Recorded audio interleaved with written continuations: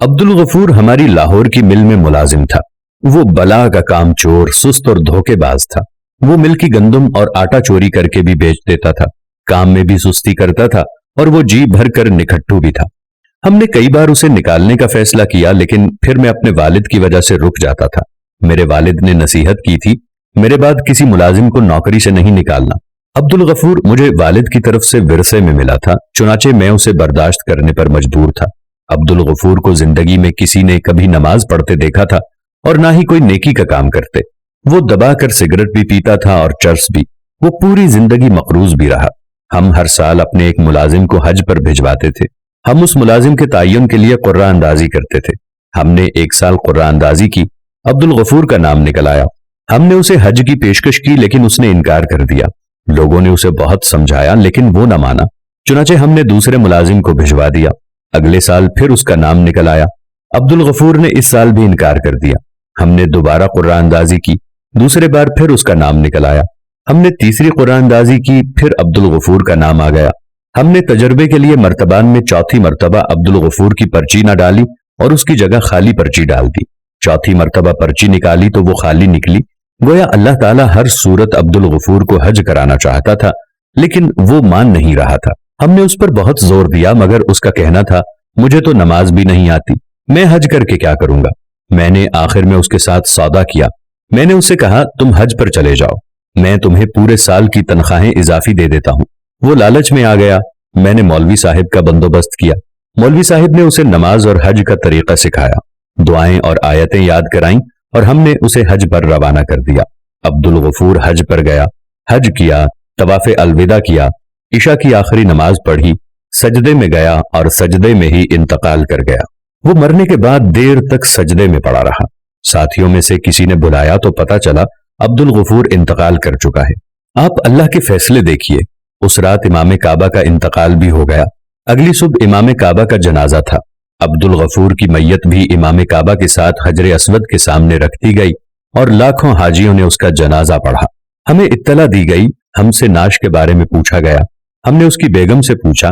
बेगम का कहना था, अल्लाह ताला ने अगर उसे खाना काबा बुलाया है तो फिर उसकी तदफीन भी मक्का में कर दी जाए। हमने उसकी तदफीन की इजाजत दे दी और यूं वो मक्का मुकर्रमा में दफन कर दिया गया। मैं उसके नसीब पर हैरान रह गया।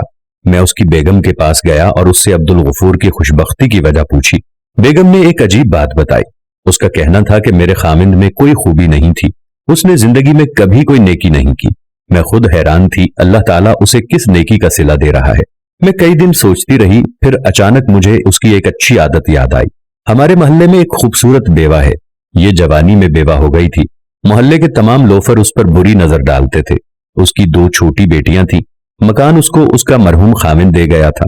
घर के अखराजात उसके देवर ने उठा लिए थे, लेकिन महंगाई में उसका गुजारा नहीं होता था। वो अपनी बेटियों को पढ़ाना चाहती थी। वो इसके लिए दूसरे घरों में काम करने जाती, लेकिन वो जहां जाती थी लोग वहां उसकी इज्जत पर हाथ डाल देते। चुनाचे वो काम छोड़ने पर मजबूर हो जाती। मेरे खामिद को पता चला तो वो उसकी ढाल बन गया। उसने उसे अपनी बहन बना लिया। उसने अपनी मुंह बोली बहन को घर बिठाया और उसकी दोनों बेटियों को स्कूल दाखिल करा दिया। वो लोगों से कर्ज लेकर आपकी फैक्ट्री से चोरी करके उन बच्चियों को तालीम दिलाता था। वो हफ्ते 10 दिन बाद अपनी मुंह बोली बहन के घर राशन भी दे आता था, लेकिन उसने राशन देते वक्त या बच्चियों की यूनिफॉर्म, किताबें और फीसें देते हुए कभी उसके घर की दहलीज पार नहीं की थी। वो ये तमाम चीजें एक बड़ी सी टोकरी में रखता। वो टोकरी बेवा की दहलीज पर रखता, दरवाजे पर दस्तक देता और कहता, मरियम बहन, मैंने सामान बाहर रख दिया है, आप उठा लें। और मरियम वो सामान उठाते वक्त हमेशा कहती थी, जा मेरे भाई, अल्लाह ताला तुम्हारा खात्मा ईमान पर करे। हमें ये दुआ अजीब सी लगती थी, लेकिन हम चुप रहते थे। आपने उसे पिछले साल भी हज पर भिजवाने की कोशिश की, लेकिन उसने ये सोचकर इनकार कर दिया कि अगर वो सऊदी अरब चला गया तो मरियम बहन खुद को बेआसरा महसूस करेगी। वो इस बार भी नहीं जाना चाहता था, लेकिन आपने उसे पूरे साल की इजाफी तनख्वाह दे दी। अब्दुल गफूर ने वो सारी रकम मरियम बहन को दे दी। वो हज पर चला गया। उसका वक्त पूरा हो चुका था, चुनाचे अल्लाह ताला ने उसे जबरदस्ती मक्का बुलवाया। मरियम बहन की दुआ कबूल हुई और मेरा खामिद ईमान की अजीम हालत में अल्लाह ताला के पास चला गया। आप हैरान होंगे, मरियम बहन ने जब ये खबर सुनी तो उसके मुंह से बेख्तियार शुक्र अल्हम्दुलिल्लाह निकल गया। वो रुकी, चंद लंबे सांस लिए और फिर गोया हुई। मैं ये दास्तान सुनकर सकते में आ गया। मैं उसके बाद मरियम बहन के घर गया। اور میں نے عبدل غفور کی طرح اس خاندان کی ذمہ داری اٹھا لی۔ میں اس دن سے مریم بہن، عبدل غفور کی بیگم اور اپنے تمام دوستوں سے درخواست کر رہا ہوں، آپ میرے لیے دعا کریں اللہ مجھے عبدل غفور کی موت نصیب کر دے۔ میں خود بھی دن میں سینکڑوں مرتبہ ایمان پر خاتمے کی دعا کرتا ہوں۔ میں نے زندگی میں کبھی حج نہیں کیا۔ میں 15 سال عبدل غفور کی طرح بلاوے کا انتظار کرتا رہا۔ اللہ تعالیٰ نے بالآخر میری بھی سن لی، چنانچہ مجھے بھی عبدل غفور کی طرح زبردستی طلب کیا جا رہا ہے۔ میں جا رہا ہوں، مجھے یقین ہے اللہ مجھے عبدل غفور جیسی موت دے گا۔ وہ رکے، خوشی کے آنسو پہنچے، مجھے سینے سے لگایا اور اپنے بیڈ روم میں چلے گئے۔ میں دیر تک ان کے ڈرائنگ روم میں حیران و پریشان بیٹھا رہا۔